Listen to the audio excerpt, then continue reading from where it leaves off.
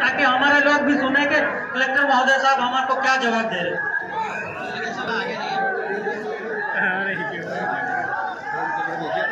आराम से चिल्लाएंगे नहीं, चिल्लाएंगे तो क्या नहीं दूंगा, शांति बना दे।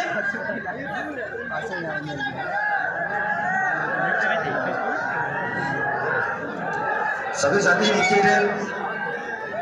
आदरणीय कलेक्टर साहब पहुंच गए हैं और कलेक्टर साहब से कलेक्टर साहब महोदय हमने 1 साल पहले 5 जुलाई 2021 को गुलाब चक्र में बहुत बड़ा, इससे भी ज्यादा पब्लिक में ज्ञापन दिया था। उसका सिर्फ कचरे के डिब्बे में तुमने फेंक दिया। ये आपकी सबसे बड़ी एक गलती है। शांति बनाए। आदिवासी समाज के सभी युवा कार्यकर्ता से मेरा निवेदन है, शांति बनाए। कलेक्टर साहब हमारे बीच में उपस्थित हो चुके हैं। हमारे साथ आपने देखो, हमारा अपने साथ अन्याय तो हुआ है ना। और जो आदेश निकाला महोदय 2021 में, वो आदेश हमको 1 साल बाद गांव वाले लोगों को मिला। तो ये कैसा है भाई, तुमने आदेश निकाला और 1 साल बाद हमको मिल रहा है ना?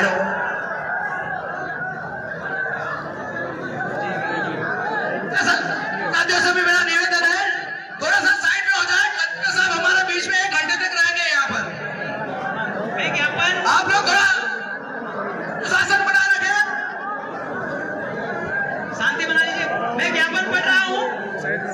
गांव गण राज्य ग्राम सभा ने आपको सूचित और वार्न किया है और आदेश किया है। न लोकसभा न विधानसभा, सबसे ऊंची ग्राम सभा। हेलो, लोग सभी नीचे बैठ जाओ।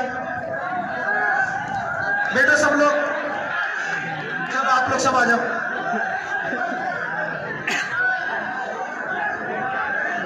मीडिया को छोड़कर जितने भी कार्यकर्ता सभी लोग नीचे हो जाए। मीडिया कर्मी और पुलिस प्रशासन के लोग छोड़ के आओ सब। मीडिया कर्मी और प्रशासन के लोगों को छोड़ के सभी लोग नीचे बैठ जाए। तो मैं जो है, अरे सभी चुप रहो यार। मैं ग्राम सभा का आदेश पढ़ने जा रहा हूँ। देखो, एक और बात आई है आदरणीय सर, आपने कहा कि ये शेड्यूल एरिया नहीं है। ये सर ने कहा, मैं कहता हूँ कि 1950 में संविधान आदेश संख्या 26 में ये जो क्षेत्र है वो शेड्यूल एरिया है। और जो आपका झारखंड का जो जजमेंट आया Asik Ahmed versus state of Jharkhand, उसमें कहा है कि एक बार राष्ट्रपति हस्ताक्षर कर देते हैं, फिर वो भी शेड्यूल एरिया पे कभी भी खत्म नहीं कर सकते हैं। तो आपने कैसे कह दिया कि शेड्यूल एरिया नहीं है? आपसे सबसे पहला ये सवाल। फिर शेड्यूल डिस्ट्रिक्ट एक 1874 भारत शासन अधिनियम 1935 का सेक्शन 91 और 92, 311 इंडियन इंडिपेंडेंस एक्ट का सेक्शन 7A-BC, भारत का संविधान का अनुच्छेद 13(3) का अनुच्छेद 372, अनुच्छेद 244 5वीं अनुसूचित क्षेत्र के शासन प्रशासन और कल्याण के हितार्थ में ये ग्राम सभा आपके पास, ये गांव बैठा है क्या? ये गांव बैठा है। तो श्रीमान, ये जो आपको ज्ञापन दिया है, इसका संदर्भ है आपके द्वारा दिया जा रहा है। विषय इसका ये है कि 5 गांव गणराज्य, वहां के हर ग्राम सभा के सदस्य 18 वर्ष से ऊपर और 5 ग्राम पंचायत को धोखा देकर 25/6/2021 को भूमि अधिग्रहण का आदेश जो आपने निकाला है उसको अविलंब निरस्त करे, या भारत के संविधान में लिखित अनुच्छेद 13(3) का फोर्स ऑफ लॉ आदिवासी समुदाय के रूढ़ी प्रथा, भारत के संविधान के अनुच्छेद 13(3) का में लिखित फोर्स ऑफ लॉ कार्य में अनुरूप कार्य इंडियन इंडिपेंडेंस एक्ट 1947 के सेक्शन 18 यानी 13(3) का अनुच्छेद 372, जो आपकी तुम कहते हैं ना कि 1950 के पहले कानून खत्म हो गए पर 272 उसको वापस सुरक्षित कर रहा है। ये जजमेंट अभी लेटेस्ट आया है नागालैंड में। अनुच्छेद 13(3) का में लिखित ऑर्डर यानी इंडियन इंडिपेंडेंस एक्ट का 7A-BC, ए मतलब ब्रिटिश इंडिया, टी मतलब इंडियन स्टेट, जो राजा महाराजा रहते थे, सी ट्राइबल एरिया जहाँ पे ट्रीटी और एग्रीमेंट हुआ है और कहा है कि ग्राम सभा को मानना होगा तो ही यहाँ एग्जीक्यूटिव पावर रहेगा, अन्यथा नहीं रहेगा। अगर ऐसा है एग्जीक्यूटिव पावर, आदरणीय महोदय मैं आपसे विनम्र निवेदन करता हूँ, आप राजपत्र दिखा दीजिए, शेड्यूल एरिया में आपको एग्जीक्यूटिव पावर मिला है, राजपत्र बराबर है ना महेंद्र सर? अनुसार आप जो है अनुच्छेद 260 फॉरेन जुडिशियल एक्ट में आपका वैलिडिटी दिया, वैलिडिटी एक्ट ऑफ डन, कि अगर ये ग्राम सभा को नहीं मानते हैं तो इनका वैलिडिटी यहाँ से समाप्त होगा। संविधान के अनुच्छेद 260 के अनुसार कार्य नहीं करके संविधान वैधता पर सवाल उठने पर एक्सक्लूडेड एरिया यानी वर्जित क्षेत्र, आंशिक वर्जित क्षेत्र, जो अभी आपके जो 5 गांव हैं,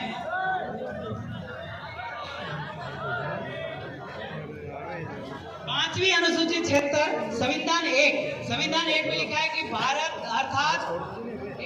अर्थात राज्यों का संघ, और उसमें 3 ग में लिखा है अर्जित किए गए क्षेत्र। ये कौन से क्षेत्र है जो अर्जित किए गए? आज संपूर्ण खुल के बोलना पड़ रहा है, एसपी साहब भी बैठे हैं। कार्यपालिक, न्यायपालिक, विधायिका, अगर नहीं मान रहे हो ग्राम सभा तो आप कार्यपालिक, न्यायपालिका, विधायिका समाप्त कर हमारी ग्राम सभा को आप सब सौंप दीजिए और आप यहाँ से, है ना, ये चीज में बोलना चले जाइए। सविनय निवेदन है कि आपके कार्य क्षेत्र अनुसूचित क्षेत्र अंतर्गत, जो कि भारतीय संविधान की 5वीं अनुसूची के तहत 244(1) के अनुसूचित क्षेत्रों और अनुसूचित जनजाति के शासन और नियंत्रण को संदर्भित करते हैं, जबकि आपको एग्जीक्यूटिव पावर, यह आरटीआई हमने आपके कलेक्टरेट में जीवन पांडव ने डाली थी और पिंटू भाई ने, कि एग्जीक्यूटिव पावर का विस्तार अनुसूचित क्षेत्र में हुआ कि नहीं हुआ, तो इन्होंने साफ लिख के दिया कि इस बारे में हमको जानकारी नहीं है। तो आप जमीन अधिग्रहण किसे कर सकते हैं महोदय? साफ लिख के दिया है। तो और फिर अनुच्छेद 19 में यह भी है कि जहां एक भी आदिवासी रहता है वहां विद्यमान विधि काम करती है। विद्यमान विधि जहां काम करती है वहां तो राष्ट्रपति में भी लिखा है कि इस अनुच्छेद 153 में कि इस अनुच्छेद की कोई भी बात विद्यमान विधि को प्रभावित नहीं करती। तो फिर एग्जीक्यूटिव पावर आप कैसे कर रहे हैं? और यूनियनों में आपने तो शपथ लिया है कि मैं यूनियन संघ की शपथ लेता हूँ, तो फिर आप आदिवासी के किस प्रकार से ये काम कर रहे हैं? मुझे सारा चीज समझ नहीं आ रहा है। सदियों से जनजाति बहुल क्षेत्र परिभाषित होने के कारण ब्रिटिश शासन भी इन क्षेत्रों में सीधे हस्तक्षेप नहीं किया करती थी। इन्हीं कारण से जनजाति क्षेत्रों में शेड्यूल्ड डिस्ट्रिक्ट एक्ट 1874 लागू कर स्थानीय कानूनों को अभी भी एग्जिस्टिंग लॉ बना करके यथावत रखा गया है। तत्पश्चात इन्हीं जनजाति क्षेत्रों को भारत शासन अधिनियम 1935, 91 और 92 और 311 के तहत विशेष संरक्षण प्रदान किया गया है, जिस संरक्षण का पालन आप नहीं कर रहे हैं। आप कर ब्रिटिश सरकार ने देश छोड़ने के पूर्व उक्त जनजाति क्षेत्रों की पारंपरिक संपूर्ण कार्यपालिक, विधायिक और न्यायपालिका व्यवस्था भारतीय स्वतंत्रता अधिनियम 1947 के भाग 7A-B-C में करार संधि के साथ भारतीय संविधान के अनुच्छेद 13(3) का, जिसमें विधि को बल है, रूढ़ी प्रथा को विधि का बल, विधि मतलब हमको पूरे संविधान का बल है, और आप कह रहे हैं हम ग्राम सभा को ना माने, कि 13(3) का एवं अनुच्छेद 372 में विशेष रूप से विधि का बल प्रदान किया गया है। भारतीय संविधान लागू होने पूर्व तक ब्रिटिश शासन काल में देश के तमाम जनजातीय क्षेत्रों में भारतीय दंड संहिता 1860 पर एग्जिस्टिंग लॉ बना के लगाए एसपी साहब। 1860 आईपीसी तो आपका वही है ना, 1860 धारा 5, जिसमें स्थानीय विधि को प्रभावित नहीं करते। भारतीय दंड प्रक्रिया संहिता 1898-1973 के अध्याय 1 पैरा 2 ख के तहत सभी तरह के दीवानी और फौजदारी मामलों का न्यायीकरण प्रत्येक ग्राम स्तर पर स्थानीय पारंपरिक तरीके से होता है।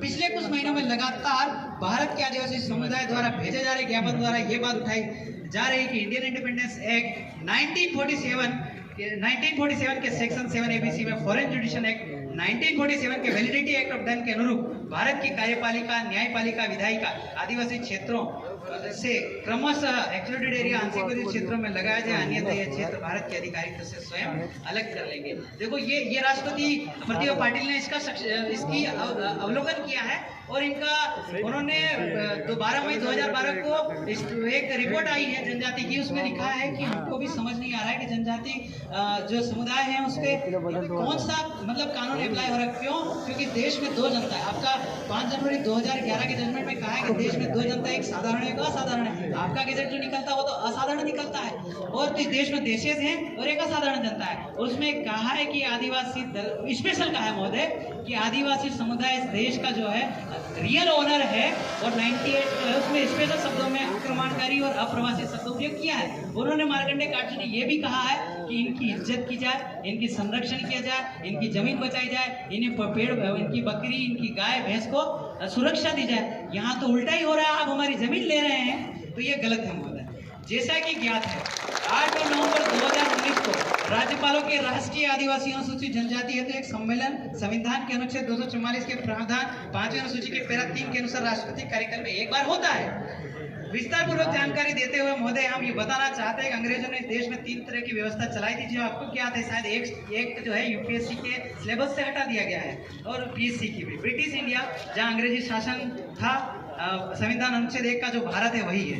इंडियन इंडिपेंडेंस एक्ट 1947 का सेक्शन 7A, इंडियन स्टेट यानी भारत के राज्य क्षेत्र, इंडियन इंडिपेंडेंस एक्ट 1947 का सेक्शन B, ट्राइबल एरिया जो 3 है, सेक्शन 7C जो 3 है वो ट्राइबल एरिया आदिवासी क्षेत्र जहां अंग्रेजों ने शासन किया ही नहीं।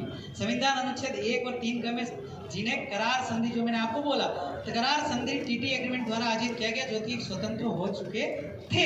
आदिवासी क्षेत्रों को 10 साल का राजनीति आरक्षण देकर ये कहकर ब्रिटिश बनाम भारत में मिलाया गया कि फॉरेन जुडिशल एक्ट 1947 द्वारा यह कहकर मिलाया गया कि आदिवासी अभी शासन चलाने के काबिल नहीं है। 10 सालों के लिए आप हमें अनुच्छेद 334 द्वारा 10 साल का राजनीति आरक्षण दीजिए और हम पे राज करेंगे। अब हम जागरूक है ना, स्वशासन चला सकते हैं। हमारी जमीन आप छोड़ दीजिए, हम फैक्ट्री भी लगा लेंगे और सब लगा लेंगे। हमको आपकी फैक्ट्री की जरूरत नहीं है और आपकी नौकरी की भी जरूरत नहीं है। बेग लोगों निकाल आरक्षण दीजिए, बदले में हम आपको शैक्षणिक आर्थिक आरक्षण देंगे। ये स्टेटमेंट है महोदय। संविधान आदेश संख्या 26 जो है ना आपका पार्ट बी स्टेट 1950 में ये जो 5-6 गांव है ये वर्णित है 52। आप चाहें तो जनजाति कार्यालय के आयुक्त मैडम उनसे पूछिए, उन्होंने हमको स्टेटमेंट दिया है कि 52 गांव अनुसूचित क्षेत्र है। कलेक्टर से ठीक नहीं बोल रहे हैं। 1950 में संपूर्ण 6 गांव अनुसूचित क्षेत्र में घोषित है। यहाँ आज तक सरकार की कार्यपालिक शक्ति का विस्तार नहीं हुआ है। अगर हुआ है तो हमको राजपत्र दिखाएं, राजपत्र आप दें, हम आपसे भी मिल जाएंगे। हम राजपत्र दें क्यों दादा, हमको राजपत्र चाहिए। कार्यपालिक शक्ति का विस्तार नहीं हुआ और हुआ है तो प्रूफ टूर पे हमको राजपत्र पेश करें।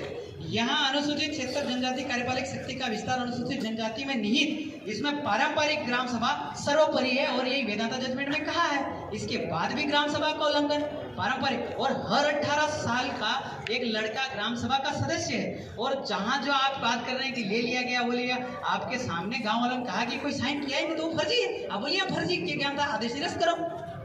महोदय ये जो करार अनुसूचित क्षेत्र वर्सेस भारत शासन अधिकारिता में हुआ है, जिसमें आपकी सरकार की संपूर्ण अधिकारिता वैलिडिटी के साथ हमारे अनुसूचित क्षेत्र में सारी कार्यपालिक शक्ति विधायिका, न्यायपालिका, कार्यपालिका माध्यम से चल रही इस व्यवस्था में हमें काफ़ी समस्याओं का सामना करना पड़ रहा है। एटलीस्ट इवन एसपी साहब, मैंने आपके कार्यालय में ये आरटीआई डलवाई थी पिंटू गुनिया के नाम से। उसने कहा है कि शेड्यूल एरिया में सीआरपीसी का एक्सटेंशन हुआ है नहीं हुआ, तो इसमें भी ये लिखित में आया जनजाति कार्यालय को दी और वहाँ से आया कि इस बारे में हमको जानकारी नहीं। तो आईपीसी लगा लोगे तो सीआरपीसी में दंड देगो कैसे, समझ में नहीं आ रहा हमको।